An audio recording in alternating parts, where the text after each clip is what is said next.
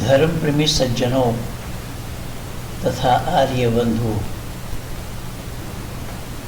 कल मेरे एक मित्र ने एक वीडियो मुझे भेजा है जिसे देखकर इसका हेडिंग मैं यह बनाना चाहा कि सच पर पर्दा डालने के लिए पोंगा पंडितों ने एक महिला को वकील नियुक्त किया है और वो महिला हैरिस सुल्तान के लिए इन लोगों के साथ क्या हुआ नहीं हुआ मुझे मालूम नहीं। हैरिस सुल्तान के साथ मेरा भी कार्यक्रम हुआ है, 2 घंटे का प्रोग्राम है। हैरिस सुल्तान नहीं मानता है ईश्वर को, वो अपने को नास्तिक बताता है। वो उसका निजी मामला है, सबका निजी मामला है। अब हैरिस सुल्तान के साथ इनका क्या हुआ ये मुझे मालूम नहीं, गालिब कमाल के साथ क्या हुआ ये मुझे मालूम नहीं। उस पर बोलते बोलते ये महिला वकील मैडम महोदया पंडित महेंद्र पाल आर्य को बोल रही है। महेंद्र पाल आर्य का नाम लेकर के बोल रही है कि महेंद्र पाल आर्य क्या किया है, कैसे किया है, किन के साथ क्या दोस्ती है, किन के साथ क्या है, किन के लिए क्या बोला है, उस पर वो प्रकाश डाल रही हैं। आइए हम उनको सुनते हैं और एक एक करके उनके जवाब मैं देने का प्रयास कर रहा हूँ या करूँगा। पर इन मैडम महोदया को ये पता ही नहीं है कि यहाँ शब्द है मैडम। मैड माने पागल, एम माने मैं, अर्थात मैं पागल हूँ। तो मैडम तो अक्सर पागल ही हुआ करती हैं। जो मैं बोला हूँ, जो पोंगा पंडितों के लिए जो प्रमाण दिया हूँ, उसका जवाब इन लोगों के पास नहीं है, ना ये जवाब दे सकते हैं। और मैं तो कयामत तक समय दे रखा हूँ कि ये कहाँ से जवाब लाएंगे, भला कैसे जवाब देंगे। जो गणेश को जो लोग शरीर इंसान का मान रहे हैं और मुंडी हाथी का बना रखा है, ऐसे मिथ्याचारी लोग कहाँ से लाएंगे जवाब, कहाँ से ले आएंगे वो जवाब कि शरीर आदमी का हो और हाथी मुंडी का हो। अब मुंडी का हाथी लगा कैसे, कौन है वो गणेश। आइए मैं पहले इसी गणेश के किस्सा को सुनाता हूँ, इन पोंगा पंडितों की मान्यता को सुनाता हूँ, इन पोंगा पंडितों की जो आकीदा है उनको सुनाता हूँ। पार्वती शिव जी की पत्नी, शिव जी बाहर भ्रमण में गए हुए थे। पार्वती ने शरीर से मैल रगड़ करके, शरीर रगड़ करके मैल इकट्ठा किया और उस मैल से गणेश को जन्म दिया, गणेश को बनाया। हम इंसान कहलाने वालों जरा विचार करें इस पर कि इन पोंगा पंडितों की आकीदा क्या है, पोंगा पंडितों की मान्यता क्या है। गणेश को जन्म दिया यानी गणेश का पुतला बनाया। शरीर से जो मैल निकले हैं मिट्टी, तो उस मैल से पुतला बनाया। उस मैल से पुतला बना करके उसका नाम गणेश धर दिया और उसको गेट पे दरवानी करने के लिए बिठा दिया कि कोई अंदर आने ना पाए, मैं स्नान कर रही हूँ। अच्छा बंधु जरा विचार करना, इन पोंगा पंडितों को बताना, पोंगा पंडितों को ये समझाना जरा कि शरीर के मैल के रगड़ने से उसमें इंसान का बनना क्यों और कैसा संभव हो गया। उसमें आत्मा कहाँ से ले आए, आत्मा दाखिल कैसे कराया गया। जो किंवदंती है, ये किंवदंती दुनिया में किसी भी मत मजहब वालों के पास हो, मैं उसी पर ही 38 वर्षों से काम कर रहा हूँ सत्य सनातन वैदिक धर्म को उजागर करने में। ये किंवदंतियां जहां है, अर्थात जहां ये मिथ्याचार है, और इसी मिथ्याचार पर 1875 में ऋषि दयानंद ने आर्य समाज की स्थापना की थी। उस समय से लेकर के अब तक आर्य समाज संपूर्ण विश्व भर में ये सच्चाई का दुंदुबी बजा रही है। इस सच्चाई के सामने जो आया वो सर उठाकर जा नहीं पाया। मैं अपने गुरु के लिए देखा प्रेमाचार्य के साथ शास्त्रार्थ। हमारे यहाँ बहुत बड़े बड़े शास्त्रार्थ हुए, बहुत बड़े बड़े डिबेट हुए हैं, अच्छे अच्छे लोगों की छक्का छुड़ाई गए। ना तस्य प्रतिमा अस्थि पर ऋषि दयानंद का सबसे पहले 1874 में बंबई में शास्त्रार्थ हुआ आचार्य कमल नयन जी के साथ। जो आचार्य कमल नयन जी ऋषि दयानंद का मुंह देखना पाप समझ रहे थे, बतला रहे थे। ऋषि दयानंद ने कहा कि ठीक है, मेरा मुंह देखना पाप है, मुंह मत देखो, लेकिन वेद में मूर्ति पूजा कहाँ है, इस पर मैं डिबेट करना चाहता हूँ। बीच से पर्दा लगा दो, पर्दा की एक तरफ आप रहे, एक तरफ मैं रहूं, और वेद में मूर्ति पूजा कहाँ है, इस पर डिबेट करो। उस डिबेट को देखने और सुनने के लिए, वो ऐतिहासिक डिबेट था। श्यामजी कृष्ण वर्मा जो कि स्वतंत्रता संग्राम सेनानियों के पुरोधा कहलाए जाते हैं, श्यामजी कृष्ण वर्मा भी उसी डिबेट में थे। तो मैं इन पोंगा पंडितों को कह रहा हूं कि आर्य समाज ने जन्म काल से इसी तरीके से छक्का छोड़ा रखा है। जितने भी मत मजहब वाले हैं, जितने भी मिथ्याचारी हैं, जितने भी मिथ्याचार करने वाले लोग हैं, उन सब का।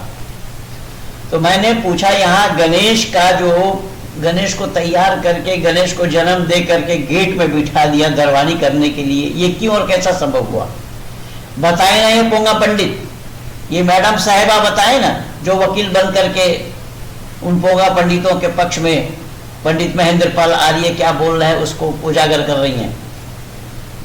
मैडम बताएं जरा कि शरीर के मैल रगड़ करके, शरीर रगड़ करके मैल इकट्ठा हुआ, उससे गणेश का बनना क्यों और कैसा संभव हुआ? इतने में शिव जी आ गए। गणेश ने अंदर जाने से रोका। शिव जी कहा कि भाई क्यों रोक रहे हो? तो उस गणेश ने बोला, मेरी मां नहा रही है। तो तेरी मां, तू कौन है? लेकिन शिव को पता नहीं लगा, बाप को पता नहीं लगा कि बेटा कब बना। अरे पोंगा पंडितों, चुल्लू भर पानी में डूब मरो। और ये जो वकालत करने के लिए आई हैं, इनके सच्चाई के बारे में कुछ भी जानकारी है या नहीं? मैं चुनौती दे रहा हूं, खुली चुनौती है, खुला दरबार है मेरा। आप किसके पास इल्म है, सामने आकर के बैठो और दुनिया वालों को भी जानकारी दो कि सच क्या है। जब वो गणेश हटा नहीं तो शिव जी ने उसके गर्दन को अलग कर दिया। गर्दन अलग करके जब ये अंदर पहुंचे, जब भी पार्वती नहा रही थी, पार्वती ने पूछा कैसे आए? बोले कैसे आए, कैसे आया जाता है? तो बोले नहीं, आपको रोका नहीं। हाँ रोका तो था, उसका तो मैं गर्दन अलग करके आया हूं। पार्वती ने कहा, अरे वो तो मेरा बेटा है, तो क्या करना चाहिए? बोले उसके गर्दन जोड़ दीजिए। अब उसका गर्दन कोई जीव जंतु ले भागा था। एक हाथी का बच्चा सामने आता देख, हाथी के बच्चे को काटा, गर्दन उड़ाया, उसी गर्दन को लेकर के गणेश में फिट कर दिया। मैं पूछना चाहता हूं इन पोंगा पंडितों से, इन वकील साहिबा से, कि शिव जी कहां से सर्जरी पढ़ करके आए थे बिना दवा दारू के, जबकि हमारा सत्य सनातन वैदिक धर्म शुरू होता अहिंसा से। अहिंसा, हिंसा न करना। तो गणेश को जो हाथी का सूंड लगा दिया, पहले गणेश की हत्या हुई, वो हिंसा, और हाथी को मार करके हाथी के सूंड को लगा दिया, वो भी हिंसा। और ये गलतियां सत्य सनातन वैदिक धर्म में होना संभव नहीं है। मैडम साहिबा आए सामने, वकील साहिबा आए सामने, सच कहाँ है, सच किनके पास है? सच को लेकर के सामने आइए, दुनिया वालों को भी पता लगे सच्चाई का। ये दुनिया के लोग भी जाने सच कहाँ है, किनके पास है। वेद के पास सच है या पुराणों के पास सच्चाई है? पुराणों के मानने वाले सच को जानते हैं। बिना दवा दारू के सर्जरी हो गया। शरीर तो इंसान का, मानव का, और मुंडी हाथी का।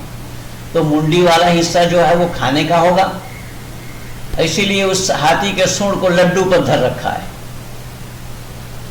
हाथी लड्डू नहीं खाता है, हाथी खाएगा बड़ का पत्ता, बेल, घास फूस। जो मानव शरीर है, उस पेट में, उसमें आंत में बड़ पत्ता और ये घास फूस हजम करने की क्षमता नहीं है। मैडम साहिबा, आपको पता है सच्चाई का? जो वकील बन करके बैठ गई आप वकालत करने के लिए,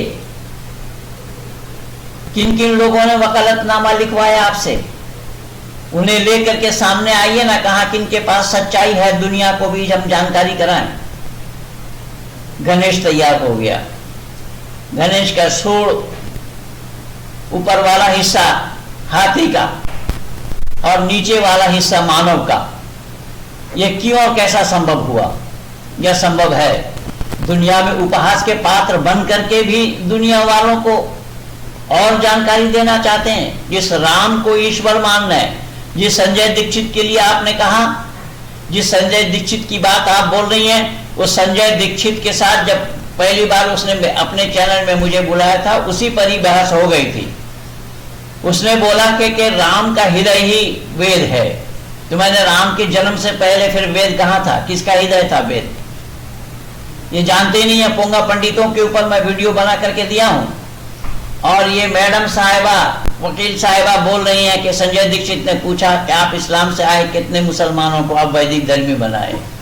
मैं मैडम साहिबा को जानकारी करा देता हूं कि मेरी खुली किताब है, मेरा सारा काम इंटरनेट पे किया हुआ है, मेरा व्यक्तिगत जितना भी काम है। आर्य समाज इसका पायोनियर है। आर्य समाज में स्वामी श्रद्धानंद ने शुद्धि सभा के नाम से एक सभा को जन्म दिया था। जुगल किशोर बिरला जी जिसकी बहुत बड़ी आर्थिक सहायता की, अपनी बिल्डिंग युगल किशोर बिरला जी ने बिरला लाइन में, दिल्ली के पुराने घंटा घर के पास बिरला लाइन है, उसमें एक बिल्डिंग शुद्धि सभा को दान दिया। ये काम तो आर्य समाज का किया हुआ है। एक काम हिंदू क्या जानेंगे, पोंगा पंडित क्या जानेंगे, भले ही आज करने लगे होंगे। एक और सच्चाई मैं जानकारी दे रहा हूँ, यूट्यूब में पा जाएंगे। जाकिर नाइक का पर्दाफाश सुदर्शन न्यूज चैनल में मेरा प्रोग्राम था और वहां पर जाकिर नाइक के संदर्भ में विश्व हिंदू परिषद के जनरल सेक्रेटरी मोहन जोशी को पूछ रहे हैं, सुरेश चौहान के मोहन जोशी से पूछ रहे हैं कि जाकिर नाइक को जानते हैं? मोहन जोशी ने बोला कि मैं जाकिर नाइक को नहीं जानता। अब इससे इन पोंगा पंडितों को अंदाजा लगा लेना चाहिए कि हिंदू क्या है, कौन है, कैसा है। हिंदू ये जानता भी नहीं है कि सच क्या है। इसलिए मैं निवेदन कर रहा हूं कि राम को ईश्वर मानना, ईश्वर जो सत्य चित और आनंद स्वरूप है, आनंद से वंचित नहीं होते। और राम सीता के हरण पर आनंद से वंचित हो गए। जटा जूटों से, पेड़ पौधों से, लता वृक्षों से पूछ रहे सीता का पता। यह ईश्वर का लक्षण है। और सीता तो कौन थी? राम के पत्नी थी। अगर राम को ईश्वर मानते हैं, मैं इन अकल के दुश्मनों को पूछना चाहता हूं कि ईश्वर की पत्नी का होना संभव है क्या? आइए, बड़ी लंबी कहानी है, मैं दिन भर बोलता रहूंगा तो समाप्त होने वाला नहीं है। इन लोगों को मैं शास्त्रार्थ के लिए चुनौती दे रहा हूं। आए, खुला मैदान है, खुला दरबार है। शास्त्रार्थ के लिए कुछ जो शर्तें हैं वो भी मैं बता देता हूं। दिल्ली की 30 हजारी कोर्ट में के 154 नंबर चेंबर में हम अपने वकीलों के पास बैठ करके कागज तैयार करेंगे स्टैम्प पेपर में, और जो जीतेंगे उनकी बातों को मानना पड़ेगा। मैं हार गया तो उनकी बातों को मैं मानूंगा, चाहे कोई इस्लाम हो, ईसाइयत हो, या पौराणिक हिंदू, या बौद्धिस्ट हो, जैनी हो, कोई भी। और अगर वो हार जाते हैं तो उन्हें सत्य सनातन वैदिक धर्म को स्वीकार करना पड़ेगा। केवल सनातन कोई धर्म का नाम नहीं है, सनातन धर्म का नाम पूर्ण है सत्य सनातन वैदिक धर्म, जिसका मैं प्रचारक हूं आज 38 वर्षों से। संपूर्ण विश्व के आंगन में तहलका मचा रखा हूं इसी सच्चाई को लेकर। सत्य को उजागर किया हूं, सत्य को दुनिया जानती नहीं है। इसलिए मैं निवेदन कर रहा हूं कि मैं दिन भर बोलता रहूंगा तो समाप्त होने वाला नहीं है। इन पोंगा पंडितों के पास न कोई जवाब है, न कोई जवाब दे पाया। आर्य समाज जन्म काल से इसी काम को करता आया है। मेरे गुरु ठाकुर अमर सिंह जी, अमर स्वामी जी के नाम से जिनको जाना गया है, उनकी मोटी मोटी पुस्तकें हैं, 5-6 भाग है। निर्णय के तट पर कितने शास्त्रार्थ हुए, कहाँ कहाँ शास्त्रार्थ हुए, किन किन के साथ शास्त्रार्थ हुए, उस शास्त्रार्थ में पराजित कौन हुए, इन पोंगा पंडितों को वो किताब मंगवा करके पढ़ लेना चाहिए। आइए हम जरा सुन लेते हैं कि हमारे वकील साहिबा क्या बोल रही हैं। पहले उनको सुनिए, फिर वहीं पर ही रोक रोक करके मैं जवाब भी देता चलूंगा। सुनिए वकील साहिबा क्या बोल रही हैं, जो मैडम है।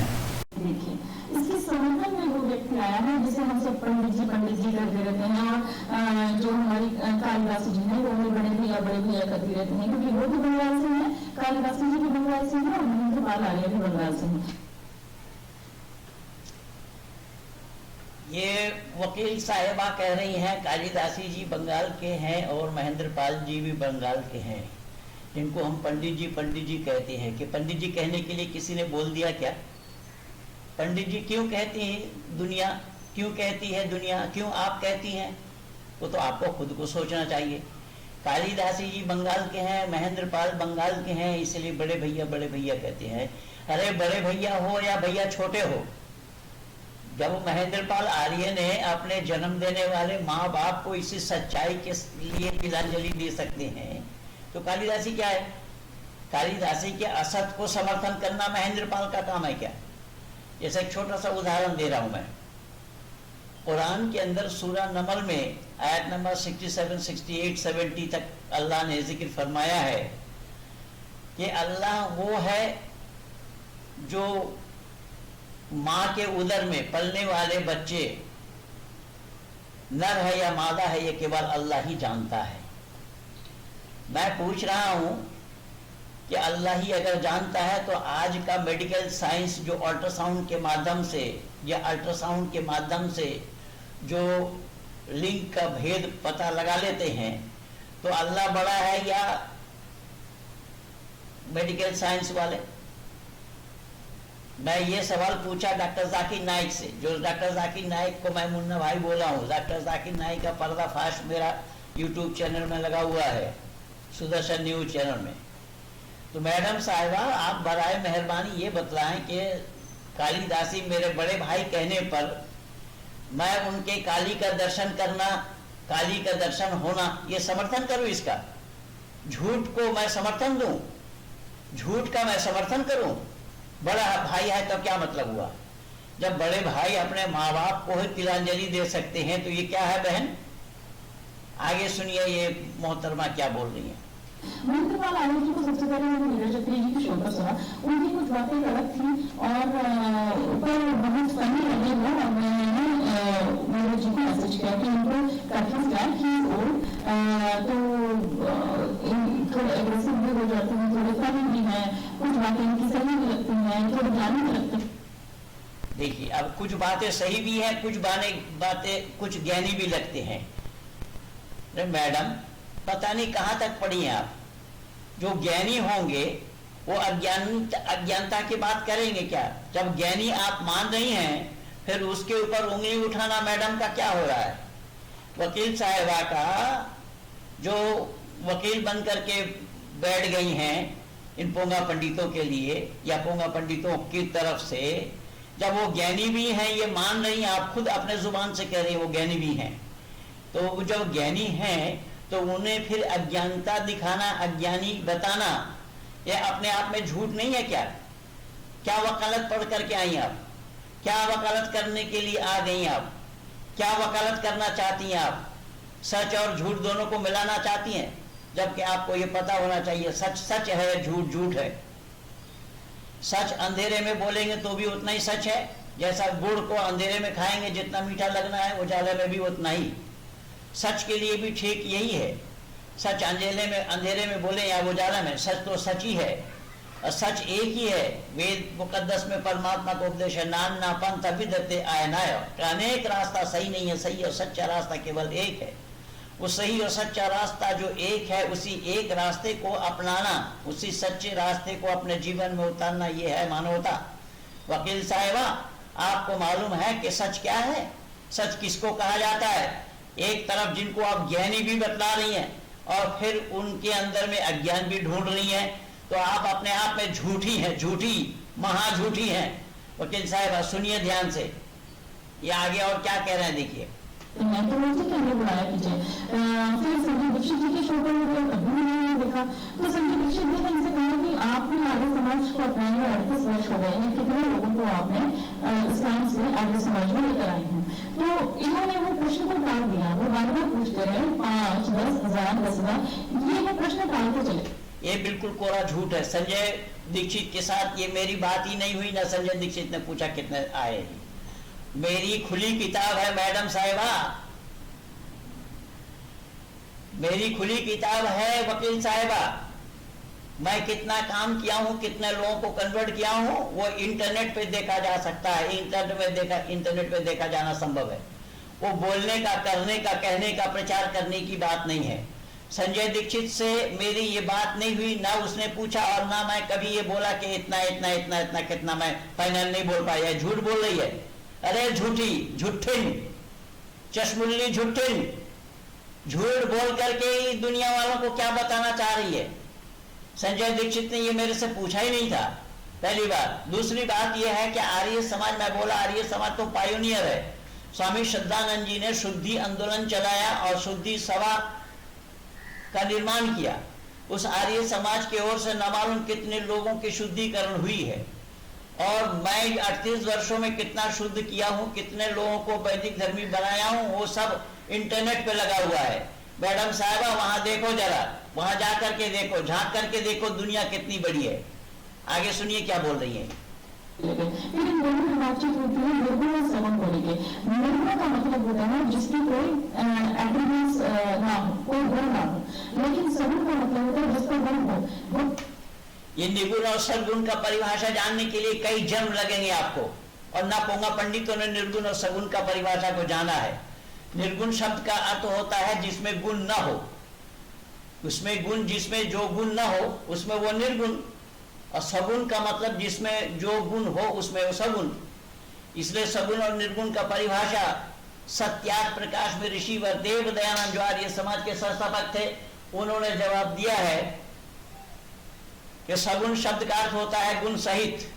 गुण किन में है? सृष्टि की रचना करने में परमात्मा सगुण है, उसको स्थिति में लाने में परमात्मा सगुण है, उसको प्रलय करने में परमात्मा सगुण है, मानव मात्र के किए हुए कर्मों का फल देने में परमात्मा सगुण है। यह है सगुण। निर्गुण संतान उत्पत्ति करने में परमात्मा निर्गुण है, संतान जन्म देने में परमात्मा निर्गुण है, मानवकृत कार्य करने में परमात्मा निर्गुण है। काम बटा हुआ है। सगुण और निर्गुण का परिभाषा जानने में आपको कई जन्म लगेंगे मैडम महोदया, वकील साहिबा, कई जन्म लगेंगे अभी सगुण और निर्गुण का परिभाषा जानने में। और ना ये संजय दीक्षित को मालूम है। उसके साथ जो मेरी बात हुई, उसने मेरे लिए लिखा कि हम 420 का केस डालेंगे। 420 का केस तू क्या डालेगा रे भाई? कौन सी धोखाधड़ी मैंने करी जो 420 का केस डालेगा तू? अब ये है इनकी बड़बोलापन। ये बड़बोलापन किस तरीके से कर रहे हैं इसको देखिए और सुनिए ये क्या बोल रही है। गुण को क्या कहते हैं? जैसे कि परोपकारी है, ईश्वर परोपकारी है, दयावान है, न्यायप्रिय है, ये गुण हुआ। अब नीतिपाल आर्य जी का कहना था कि निर्गुण और निराकार है, मतलब उसमें कोई क्वालिटीज नहीं थी। ये भी झूठ बोल रही है, क्वालिटीज है ही नहीं है। किसने बोला है? अरे पहले जानो समझो, फिर उसके बाद वकालत करने के लिए आ जाओ। पढ़ी लिखी हो कि नहीं? मैंने ये कभी नहीं बोला कि उसमें गुण नहीं है। परमात्मा में गुण क्यों नहीं है? परमात्मा में गुण है, सृष्टि की रचना करने में गुण है। सृष्टि की रचना करना, उसको स्थिति में लाना, इसका प्रलय कर देना, मनुष्य मात्र के किए हुए कर्मों का फल देने में परमात्मा गुणवान है।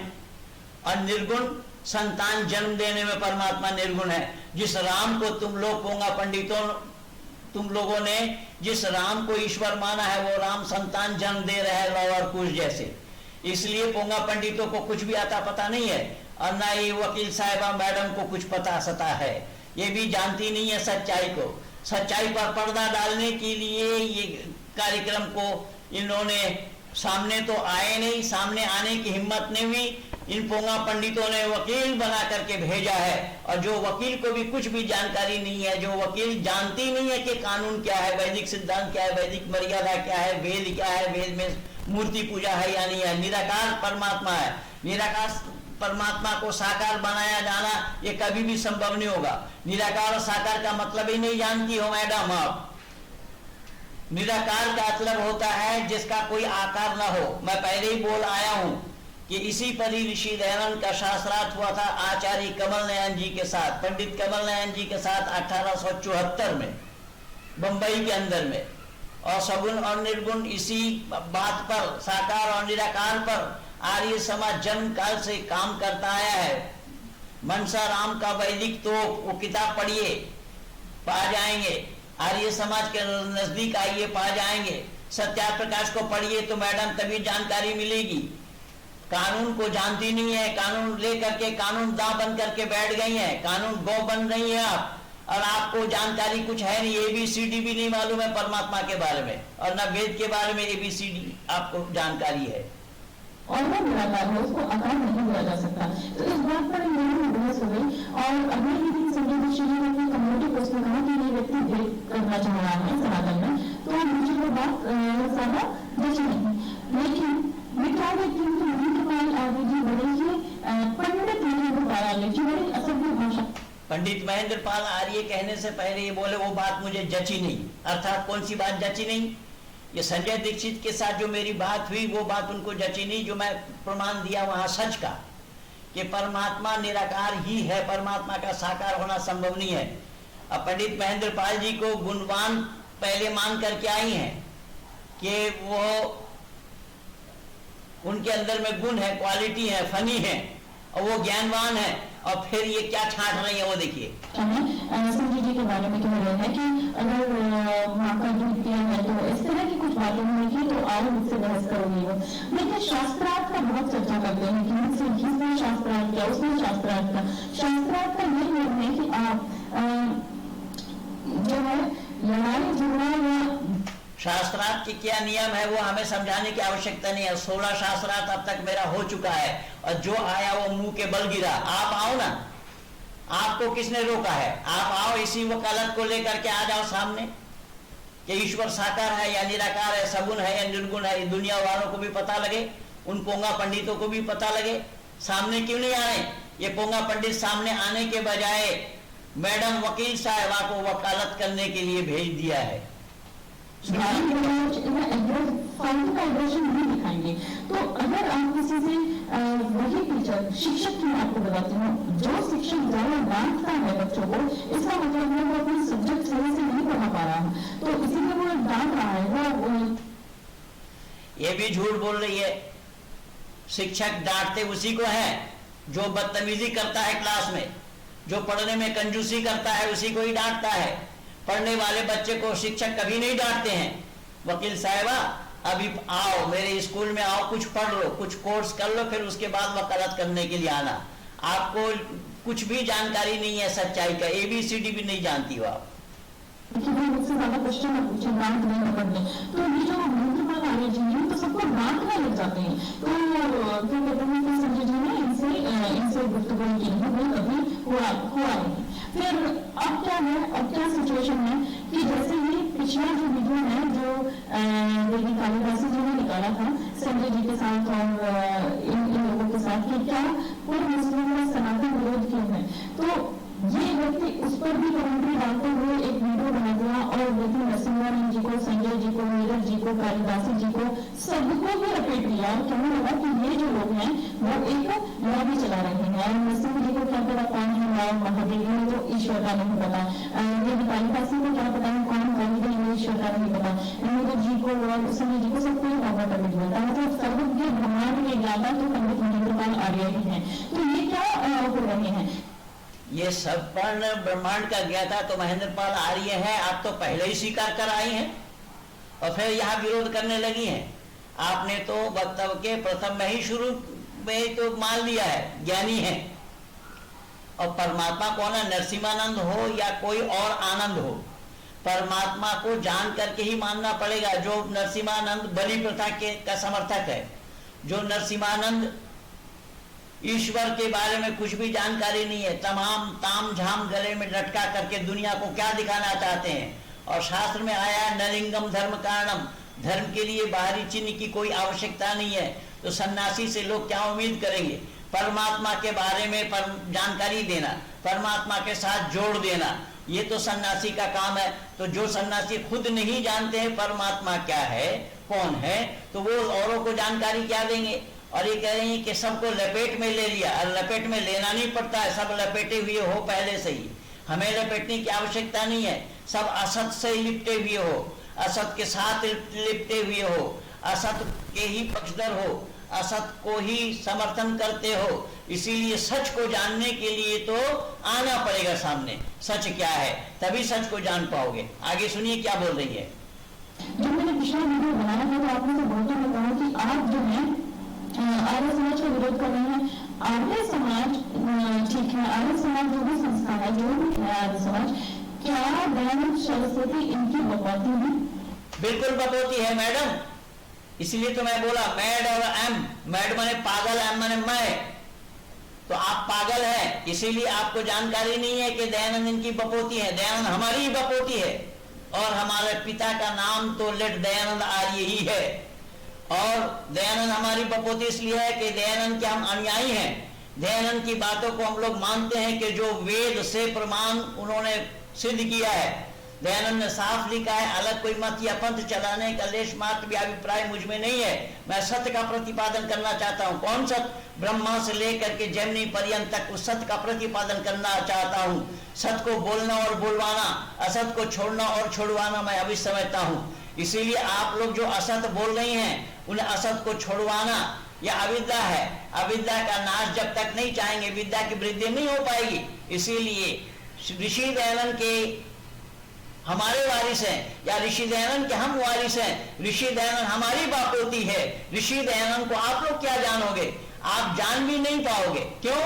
कि असत के पक्षधर जो ठहरे, मूर्ति पूजक जो ठहरे, परमात्मा को अनजान जो ठहरे, परमात्मा का जानने वाले नहीं हैं आप लोग जो ठहरे, परमात्मा के बारे में जो अनभिज्ञ ठहरे आप लोग, इसीलिए आप लोग नहीं जानते हैं। ऋषि दयानंद ने केवल सत्य का प्रतिपादन किया और उसी सच्चाई का उजागर करते हुए सत्या प्रकाश के 11, 12, 13 और 14 समुल्लास में लिखा है। 1 से लेकर के 10 समुल्लास तक मानव जीवन में क्या चाहिए क्या नहीं चाहिए, खाने पीने, उठने बैठने, पढ़ने लिखने से लेकर के सब रोजमर्रा की चीजें क्या है क्या नहीं।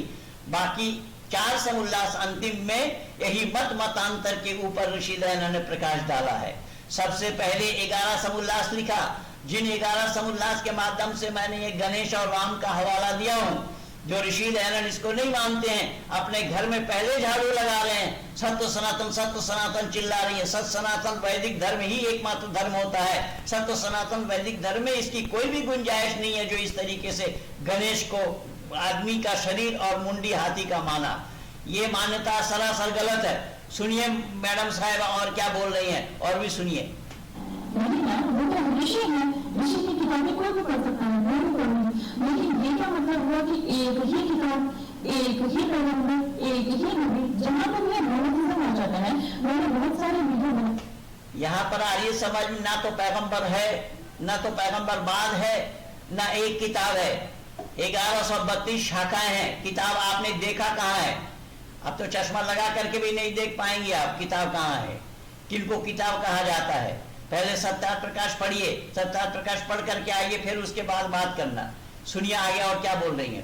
मैंने आपको बताया कि सबका एक पैटर्न बनाया, सब मामले बनना चाहते थे, पुराने ज्ञान को ले लिया, कुछ अपना बना लिया, और फिर पुराने जहां से जो कुछ भी लगा सबकी निंदा करनी शुरू कर दी, और ऐसी निंदा की और खुद को ही देव तुल्य और देव बना दिया। कोई बापू बन बैठा था, कोई जो है पिताजी, जिसको पिताजी कहते। देखिए इन्होंने इस तरीके से बोला कि सबका खंडन किया, सबका खंडन किया। जो असत और अविद्या है उसका तो खंडन होगा ही। सत्य कभी असत के साथ समझौता नहीं करता। अब ये बोल रही है कालिदास, ये रो रही है। अरे जो काली का दर्शन करे वो रोएंगे, उनको रोना आएगा। तो ये झूठ का पुलिंदा लिए जो आप लोग फिर रही हैं और उन झूठों के वकील बन करके आप सामने उपस्थित हो गई हैं। पहले जानकारी लीजिए, पहले सच्चाई क्या है उसको जानिए, सत्यार्थ प्रकाश पढ़िए। मैंने ये 2 टुक में आपको इतना ही जवाब देना उचित समझा। दुनिया वाले भी इस सच्चाई को जाने, समझें और परखें, और फिर उसके बाद सत्य को ग्रहण करें और असत को छोड़ने में सर्वदा उद्यत रहना चाहिए। दुनिया में इस प्रकार के जितने भी पाखंड और अंधविश्वास है, अविद्या है, इन अविद्या का नाश पहले होना चाहिए, तभी विद्या की वृद्धि हो पाएगी। इसीलिए मैं आप आर्य जनों को विशेष करके ये बतलाना चाहता हूँ, उन्होंने जो वीडियो बनाया वो वीडियो ही गलत था, क्योंकि कालिदासी कुछ भी नहीं जानती, ना इस्लाम को जानती है, ना सत्य सनातन वैदिक धर्म की जानती है। वो तो दुनिया को बुला करके केवल अपने स्ट्रीम लाइव में पैसा इकट्ठा करना ही मकसद और उद्देश्य है। वो तो खुद नहीं जानती है, दुनिया वालों से सुनना चाहते हैं। और इस्लाम में केवल इनको सेक्स दिखाई दे रहा है। एक महिला के बारे में सेक्स के ऊपर चर्चा करना, ये कितनी घिनौनी बातें हैं। तो इन सब पर विचार करके देखें, आप लोग सत्य को ग्रहण करें और असत्य को छोड़ें।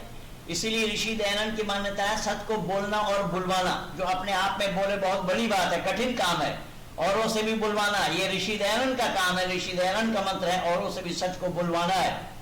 और उसी प्रतिज्ञा को लेते हुए आज 38 वर्षों से संपूर्ण विश्व के आंगन में इसी सत्य का उजागर करने में लगा हूं और अविद्या का नाश करने में लगा हूं।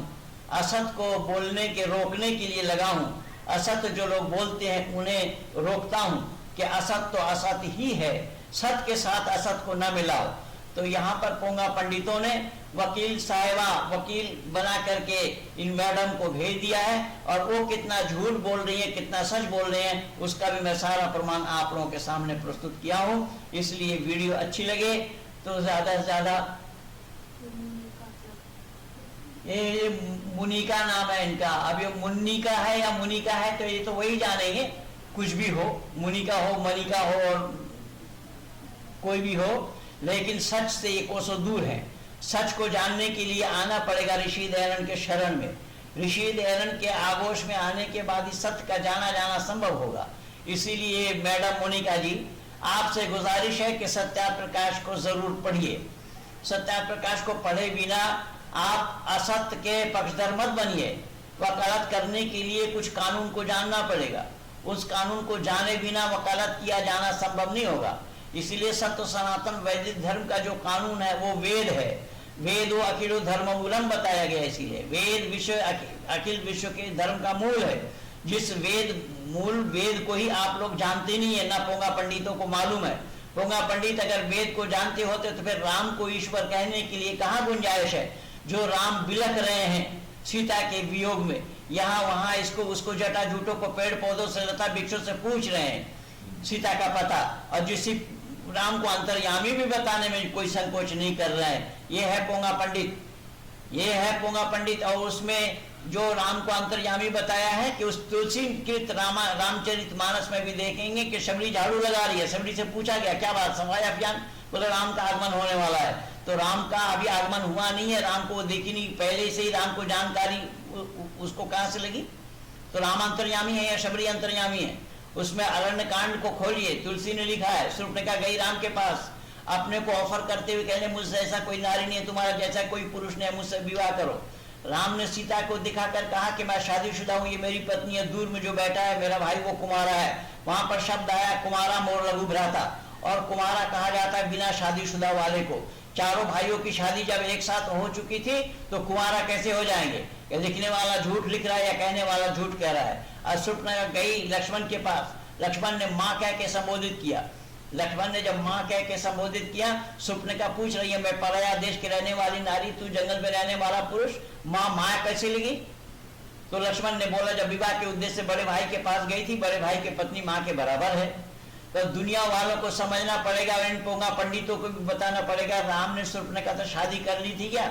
जब शादी की ही नहीं तो बड़े भाई की पत्नी कहना ये राम पर लांछन नहीं है क्या।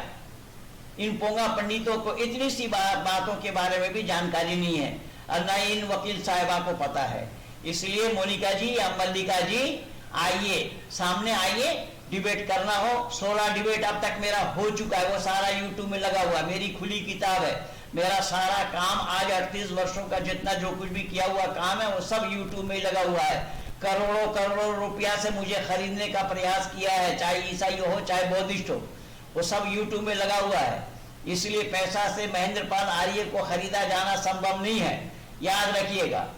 तो जो आपका ये वीडियो का हेडिंग था कि हिंदुओं के पैसे अच्छे लगते हैं, सनातन धर्म अच्छे क्यों नहीं लगते, वो किसको अच्छा लगता है किसको नहीं ये मुझे मालूम नहीं है, लेकिन हिंदू धर्म के लिए हिंदुओं से ना कभी मैं पैसा मांगा और ना कभी मांगता हूं।